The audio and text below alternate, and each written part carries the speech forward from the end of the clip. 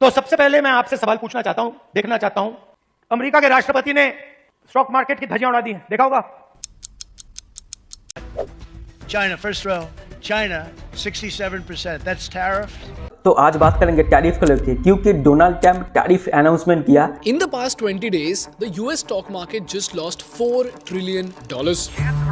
तो एक टैरिफ क्या है इसको समझते हैं, और जब डोनाल्ड ट्रंप कुछ अनाउंसमेंट करते हैं तो काफ़ी ज़्यादा ग्लोबल मार्केट में, ग्लोबल इकोनॉमी में बहुत ज़्यादा इफेक्ट पड़ता है, क्योंकि डोनाल्ड ट्रंप अमेरिका का प्रेसिडेंट हो चुका है।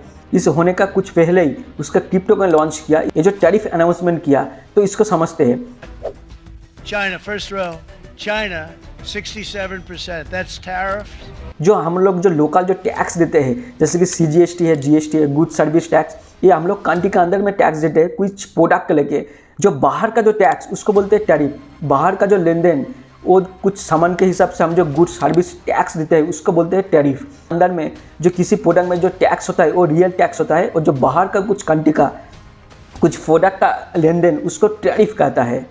Threatening to hike tariffs on China by 50%, creating a new combined rate of 104%, all in response. तो चलिए देखते हैं कौन कौन कंट्री में ज़्यादा टैरिफ अनाउंसमेंट किया डोनाल्ड ट्रंप। चाइना में 34%, यूरोपियन यूनियन में 20%, वियतनाम में 46%, ताइवान में 32%, जापान में 24%, इंडिया में 26%, साउथ कोरिया में 25%, थाईलैंड में 36%। ये सब कंट्री में ज़्यादा टैरिफ अनाउंसमेंट किया Donald Trump. Donald Trump recently talked about the tariff, especially on the good for countries like the China, basically tax on the imported goods। मतलब जो इम्पोर्टेंट का जो सामान है उसमें 34% टैरिफ लगाया डोनाल्ड ट्रंप। तो इसके वजह से स्टॉक मार्केट और क्रिप्टो मार्केट बहुत तरीके से डाउन हुआ है, क्योंकि कोई भी चीज़ नया नया मार्केट में आता है तो इसके वजह से बहुत चर्चा होता है। और ये जो टैरिफ लगाया है इसके वजह से भी मार्केट बहुत तरीके से डाउन हो चुका है, क्योंकि जो अच्छा वाले इन्वेस्टर है, जो साइकोलॉजी जो मेन जो चीज़ है, और बहुत लोग इस मार्केट से बहुत पैसा निकल रहा है, तो इसके वजह से स्टॉक मार्केट का हालत बहुत खराब है। Trump is a traitor. He's betrayed this country. He's betrayed our government and he's betrayed our people.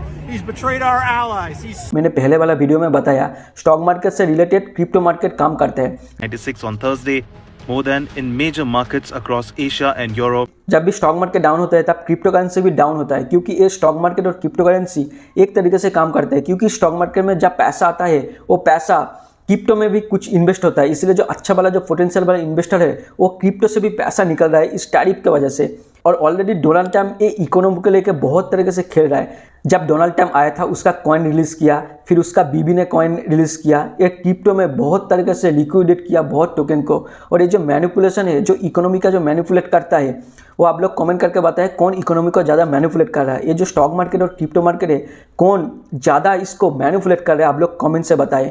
ये जो एक्चुअल जो फाइनेंशियल जो ट्रेड वायर है, ये कैसा कौन सा डायरेक्शन में जा सकता है, आप लोग प्लीज़ मेरे को कमेंट करके बताइए। क्योंकि बहुत लिक्विडेट हुआ है, बहुत पैसा बहुत लोगों ने इस मार्केट से उठा लिया, क्योंकि इस टैरिफ से वजह से बहुत लोग परेशान हैं।